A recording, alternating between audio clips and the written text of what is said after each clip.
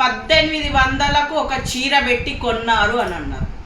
మళ్ళీ అది 1800 చీర అని నిరూపించాలి.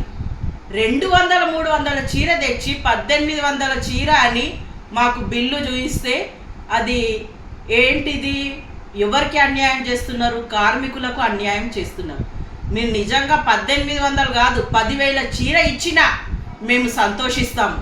కానీ మీరు 200 300 చీర తెచ్చి 1800ది 2000ది అంటే మేము ఒప్పుకోం కదా. అది ఎవరికి లాస్ అవుతుంది? కార్మికులకు నష్టం చేస్తున్నారు మీరు అన్ని విధాలుగా. రోజు వాళ్ళ జీవితాలు గడుపుకునే కార్మికులు రోజు కూలీనాలు చేసి వాళ్ళు డ్రైనేజ్ పనులు చేసుకుంటారు రోడ్ల మీద. అలాంటి పనులు మనం ఒక్కరోజు చేయలేము. అలాంటి వాళ్ళు అంత కష్టపడుతూ చేసే వాళ్ళక కడుపు కొట్టుకుంటూ మరి అధికారులు దీన్ని ఈ విధంగా మిస్యూజ్ చేస్తూ ఉంటే మరి అధికార పార్టీ వాళ్ళు ఏం చేస్తున్నారు? మళ్ళీ ఎమ్మెల్యే దృష్టికి ఇది వెళ్ళిందా లేదా? అది వెళ్ళకుండానే మళ్ళీ వీళ్ళు లాస్ట్ ఇయర్ 40 లక్షలకే కాదు అని మన ఎమ్మెల్యే గారు దాన్ని క్యాన్సల్ చేయడం జరిగింది. అలాంటిది ఏ ధైర్యంతో మళ్ళీ 10 లక్షలు కలిపి వీళ్ళు పెట్టడం జరిగింది?